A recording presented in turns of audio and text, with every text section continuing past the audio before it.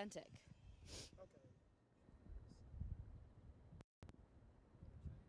Is it tried again? Okay.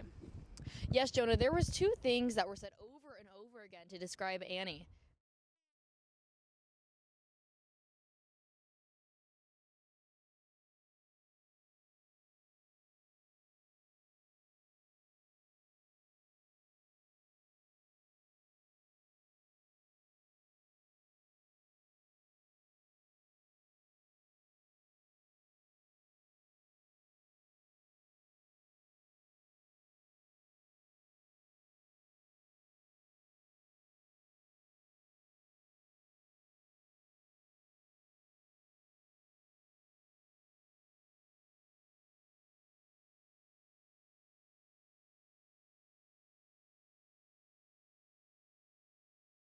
COVID cases are on the rise amongst SU students, staff, and faculty. We discussed this spike with a professor who recently recovered from the virus. The price of textbooks has never been higher. How have students adapted to the required readings soaring in price? And the Writers Guild of America may be coming closer to the negotiations they deserve. All that, plus your orange weather and sports coming up on this edition of Mornings on the Hill.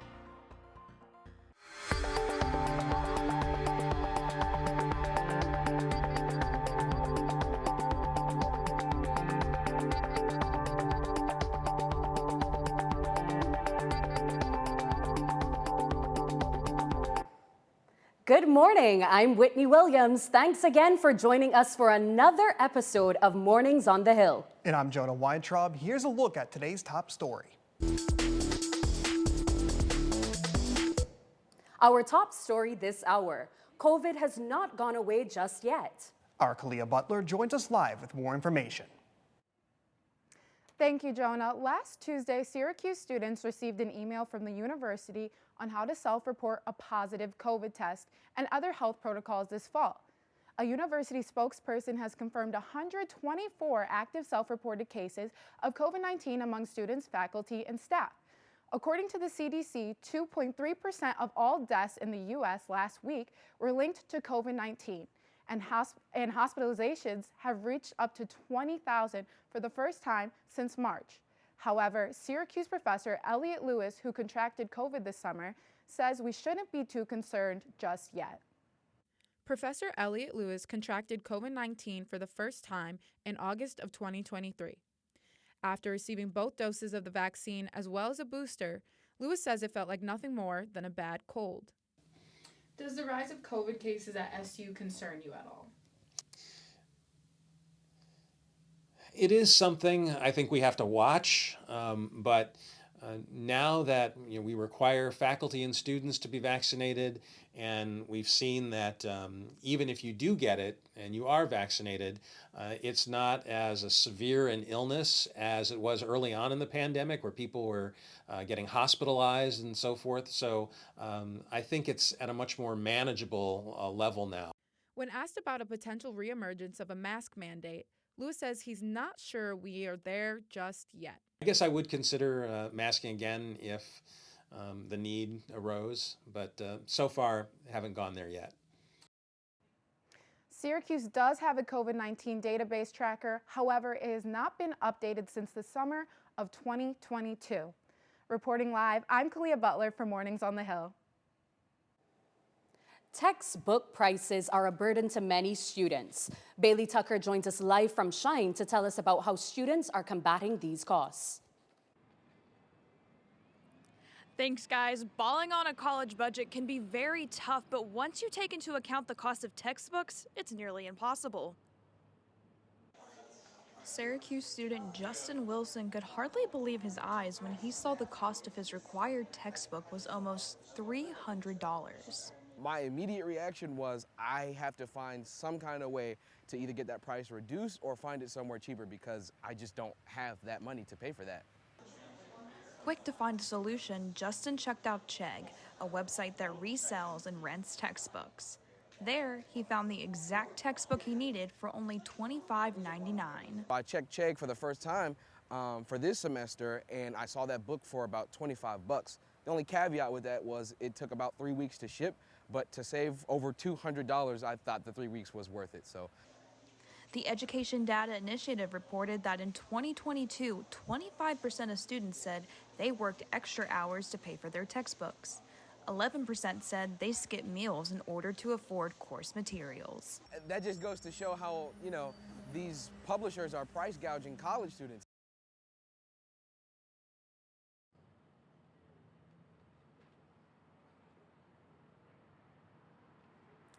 The bookstore didn't reach out. When I reached out for a comment, they didn't give me one. However, on their website, there's many buying and renting options. For Mornings on the Hill, I'm Bailey Marie Tucker. A spokesperson from the Onondaga County Sheriff's Office says that a motorcyclist died last night in Salina after colliding head-on with a car. The unnamed man was in his 40s and pronounced dead after being rushed to the hospital. Accident investigation technicians are working to figure out more details about the crash. According to police, a stolen Kia Soul driven by teens crashed into a house in Syracuse last night. According to Syracuse police spokesperson Lieutenant Matthew Malinowski, the chase began after a 911 caller reported that a gunshot was fired from the Kia in the 800 block of West Lafayette. The crash occurred during a pursuit chase with police that started around 6:58 yesterday evening. The SU campus is mourning the loss of student Annie Eisner, who passed away from a rare form of leukemia. The community gathered at Hendricks Chapel to have a memorial. Our NCC News reporter Peyton Spellacy was there. Peyton? Yes, Jonah, there was two things repeated over and over again to describe Annie, that she was unapologetically herself and authentic. This was specifically said by her parents. Annie was a young lady full of sparkle, sass, and craziness. The pews were filled with pink to symbolize Annie's spunky personality her friends and family loved so much. Her parents said seeing the crowd was heartening, but they're asking everyone there to take on a bigger mission. I wanted to challenge the community to do good. I'll never, I look at the picture of Annie on our lawn at 11 years old, and I'll never understand why this happened. So I guess the only mission of this is to have some good. Andrew Eisner is calling those who want to help Annie's Army. And Annie's Army was in full force as many swabbed to be in the Gift of Life bone marrow registry. About 1 in 250 donors are called as a match, according to the registry website, so that they can help patients just like Annie. Yes, Annie's battle was 44 months, which is a pretty iconic number here to the Orangemen as Ernie Davis wore it on the football field. What people don't know is that Ernie Davis also passed away from leukemia, along with basketball star Dwayne Pearl Washington, who died of brain cancer. Annie's dad says to honor these three legends here on campus, he encourages everyone to donate to Cycle for Survival as well as join that registry. Reporting live for Mornings on the Hill, I'm Peyton Spellacy. Back to you. Thanks, Peyton. It's been absolutely beautiful lately here in central New York, and it looks like it's here to stay. Our weather reporter Griffin De La Pena is outside to tell us what we can expect in Syracuse today. Yeah, thanks, Whitney. Currently, it is a little chilly here in Syracuse, hovering right around 60 degrees, but throughout today, those temperatures will increase to comfortable levels as we'll peak right around 70 degrees at 2 p.m. But one thing is for sure, that the sunshine behind me is here to stay for the next few days in central New York, as there's only a few days left of summer, but it doesn't feel like that whatsoever. I'll have a more in-depth breakdown of the weather in the next few days back in studio after the break. But in the meantime, sending it back in studio to Whitney and Jonah. Coming up on Mornings on the Hill, the United Auto Workers General Strike finds its way in a popular South Campus bar, looks for a new start. Syracuse University Challenger Baseball also honors its participants after a trip to the Little League World Series. We'll be back right after the break.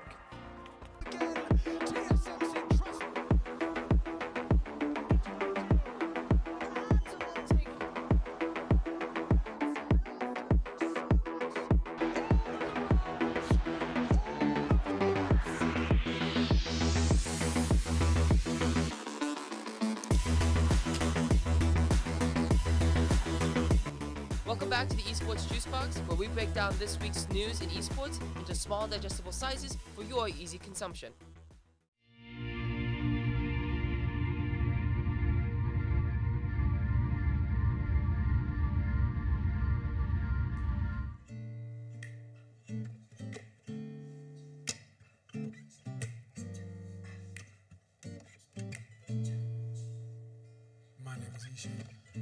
Hi, my name is Sadie Miller. My name is Luke Brady.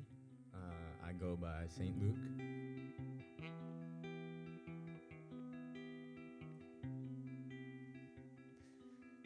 So this one I started with this guitar lick.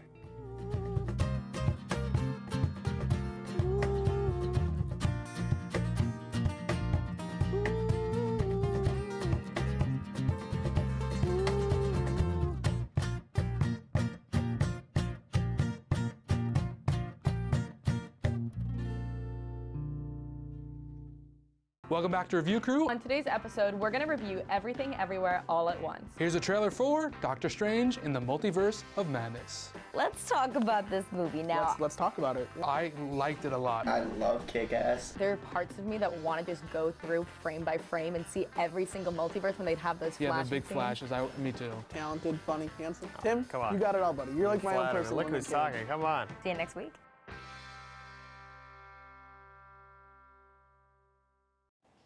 Welcome back to Mornings on the Hill. I'm Jonah Weintraub alongside Whitney Williams. And the United Auto Workers Union is entering its 5th day of strikes against General Motors, Ford, and Stellantis. Nearly 13,000 workers have already walked off, but UAW President Shawn Fain says that more plan to join the effort if there isn't, quote, serious progress in the contract negotiations by Friday. The Birmingham Police Department says a minor high school band director was tased and arrested after he ignored police requests to stop his band's performance. According to police, this occurred on Thursday following a high school football game. Police officers asked band director Johnny Mims multiple times to stop playing as they were trying to clear the stadium after the game. Mims refused and started an altercation with police officers, which eventually led to his arrest.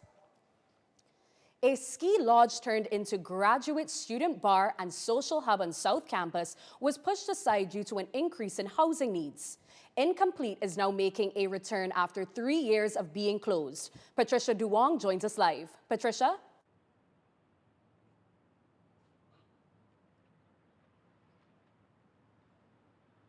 For those of you who may not know, Incomplete has been cherished by the Syracuse community for decades, and its return is nothing short of a homecoming for alumni, current students, and the local community alike. Even though it's not intended for grad students anymore, it still holds on to its college bar roots. We do have a bar, as you can see, at the Incomplete, so in the evenings that bar will be available. By '94, it was SU's very own bar, loved by grad students and more. But just like the ski lodge, it had to adapt. Fast forward, it's back with new AC, TVs for game day fun, and an upgraded patio. As you head upstairs, there's a game room with a ping pong table, foosball, and pool. Whether you're a faculty member, student, or local foodie, the Incomplete is here ready to serve you. They also offer a buffet lunch that includes a hot entree, a selection of soups, mouth-watering sandwiches, and an assortment of cold cuts for you to create your very own custom sandwich. We are together as a group, and we're here to socialize and enjoy each other's company. There's not many outdoor dining options on campus, but they have that here, whether you're sharing stories with your friends by the fireplace or challenging each other in the game room upstairs. It's all about creating those special moments. So as you plan your next spot to eat, remember that Incomplete is back. Reporting live for Mornings on the Hill, I'm Patricia Duong. He promised a more in-depth look at the weather a few minutes ago. Griffin Della Penna is in the studio with your look at the full weather forecast. Jonah, thank you very much. We'll take a quick look at the current temperatures here in Syracuse. 63 degrees, didn't update for me there, but 63 degrees, still partly cloudy. That feel is relative to the current temperature here, and there's some clear conditions as well in central New York. But taking a look at the rest of the day, those are also pretty standard temperatures at this point in the season here in Syracuse. Lower in the earlier part of the day, and then right around 2 p.m. we're going to see that highest point at 70 degrees. Temp right around 8 or 9 is going to drop off into those later temperatures. But weather is not going to be an issue for the next few days in Syracuse, as look at all of that sunshine. Partly cloudy later in the week, but as we enter into fall on Saturday, it is fantastic weather for the Army game, if you're going to be tailgating, and other fall festivities. No rain. Look at that. Nothing there for our next few days in central New York. But for all of that being said, for Mornings on the Hill, I'm Griffin Della Penna with your weather in Syracuse. Whitney and Jonah, back to you. The celebration continues for a local baseball team. Reporter Madison Palumbo has more.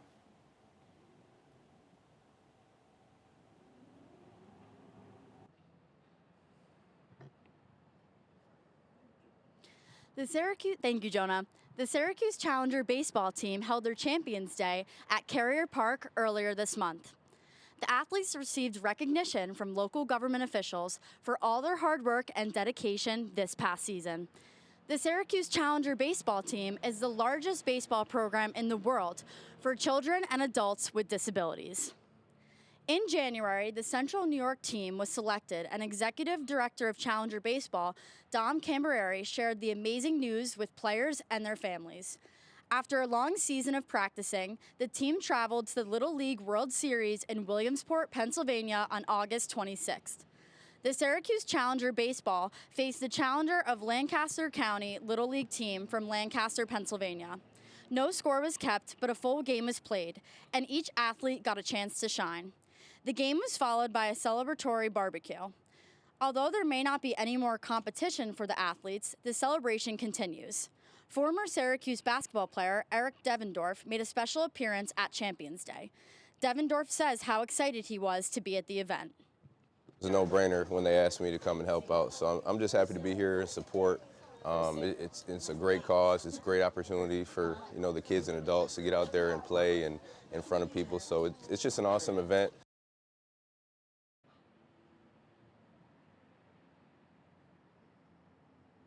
This is an experience the athletes will never forget. Madison Palumbo, Mornings on the Hill. Coming up on Mornings on the Hill, Syracuse football looks to continue its hot start, while the field hockey and men's soccer teams were also in action. Orange Sports is up next.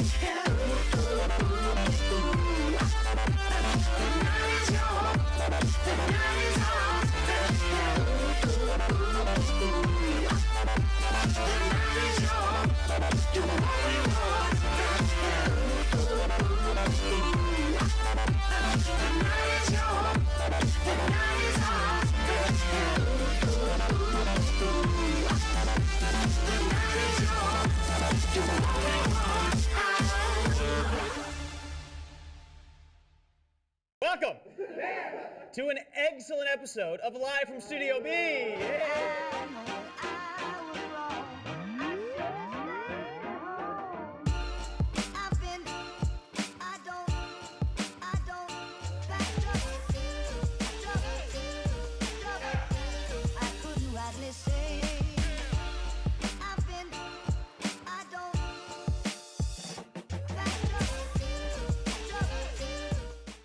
My name is Jenna Cooper, and I am the relationship psychologist. My name is Paige Phillips. I am the astrologer, and this is Psych vs. Stars.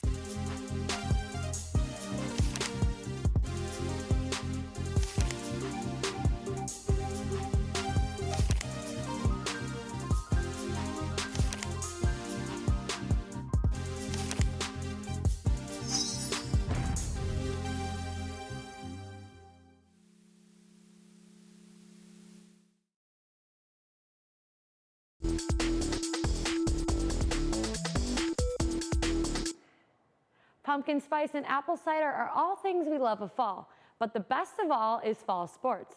Good morning, I'm Sydney Supley with your Orange Sports updates here on Mornings on the Hill. Football hit the road for the first time this past weekend and walked away with their third win. Now, you may remember the team starting off in a similar way last season, going 6-0 before losing 7 straight. Here's defensive back Justin Barron on how they're making sure this year's season will be different from the last.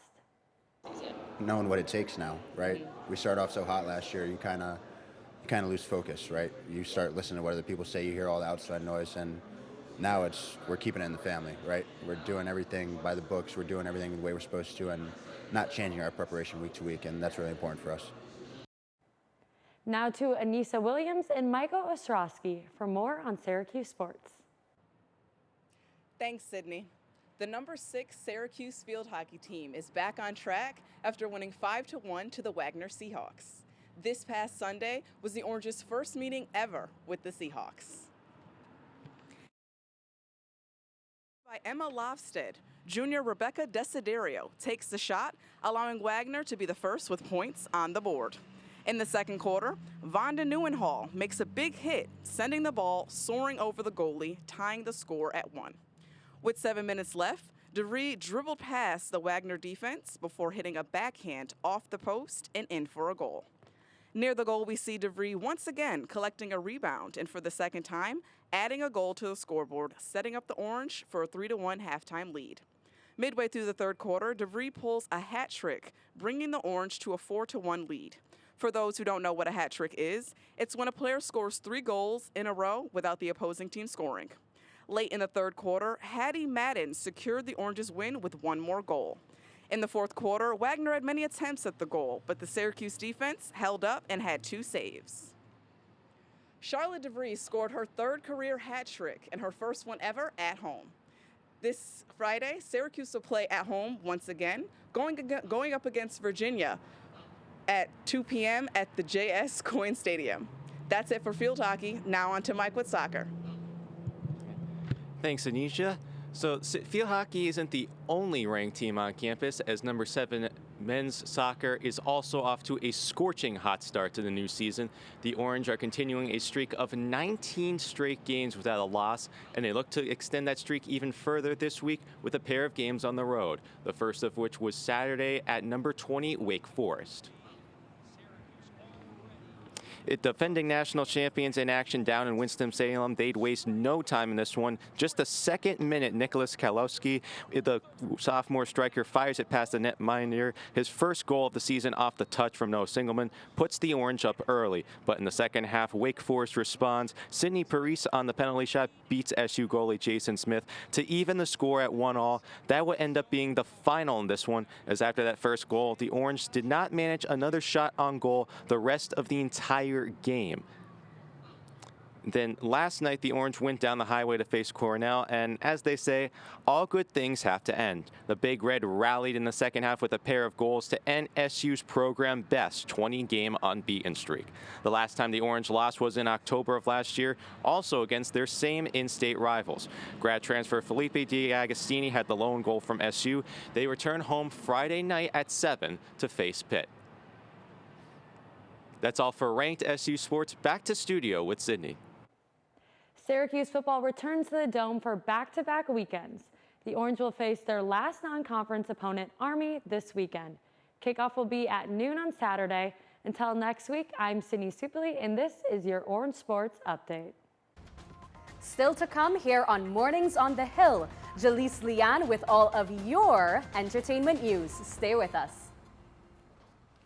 Okay, what's your name? Hi, I'm Catherine. If you could come up with a new TV show, what would it be? I'm a really big fan of SNL, so I feel like it would be really cool to have an SNL kind of comedy show here at Syracuse. Did you know that if you take it to OTN on campus, they'll literally make it happen? No way. I have like no experience. Is that okay? No experience needed. The OTN staff will literally show you everything. OTN is... Orange Television Network. It's the best thing since sliced bread. No way. They have sliced bread? Yeah. Okay, so my typical day at the university is...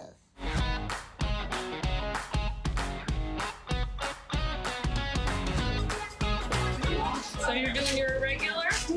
Okay. My own peers have told me that every single one of them have told me now they want to be like me now. I want people to laugh about it, but I also want them to see what is a typical day is like at the university. One day I was on the trolley going up to the South Campus one day, and then all of a sudden I was not expecting this, and then all of a sudden, yes, that's our TV star Thomas.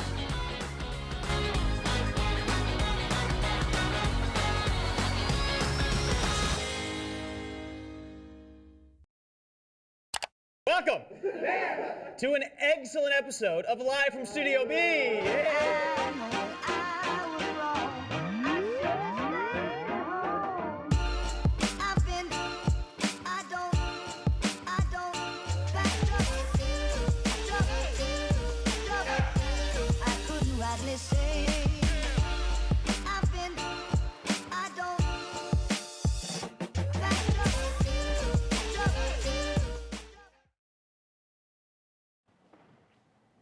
The Writers Guild of America is making entertainment news this morning.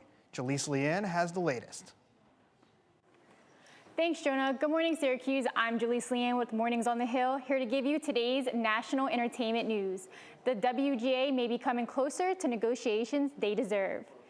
It has been 140 days since writers went on strike after failed contract negotiations, higher wages, job security, and clearer provisions in contracts around regulating use of artificial intelligence. WGA represents about 11,000 writers in television, movies, and other creative media.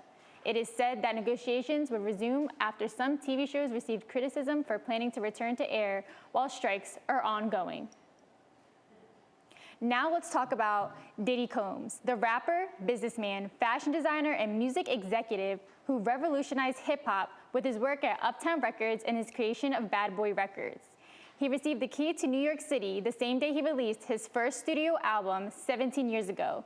What perfect timing for Diddy, as his new Love album is rising on the Billboard charts. Now to Emily Coffey with local entertainment news, who joined us live outside the Dome. Thanks, Jaleese. A lot of history has been made inside the walls of this dome, but I have a bit of history you might not know. Since 1980, the JMA Dome, once called the Carrier Dome, has been filled with cheers.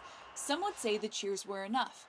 That was until 1994, when Tracy Lieberman had the idea that she says kind of stemmed from a joke between friends. You should start a dance team. Well, I did. I started the dance team. Tracy and her good friend Danielle went to the athletic director to pitch the idea.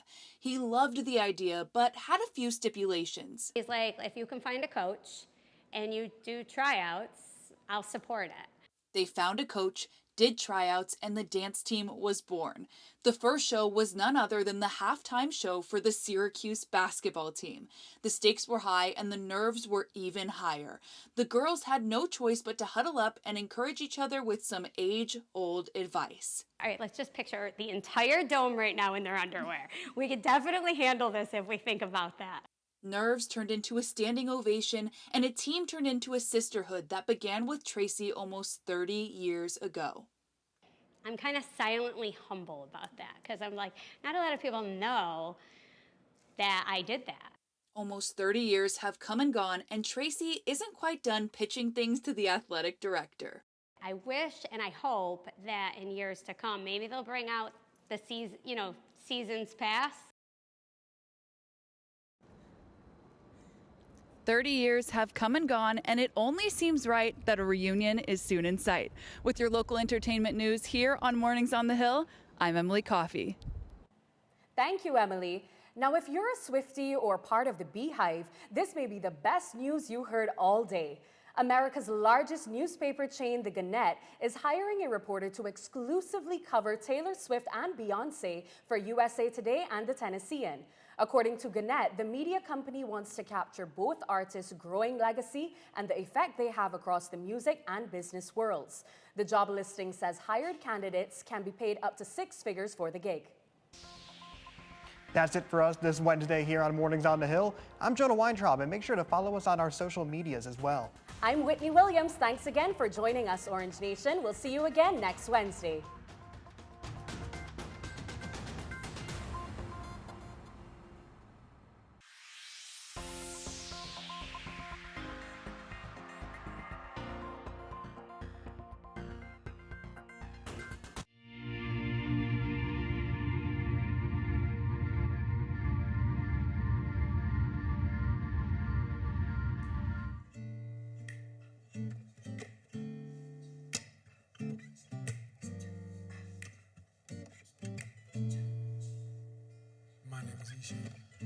Hi, my name is Sadie Miller. My name is Luke Brady. I go by St. Luke.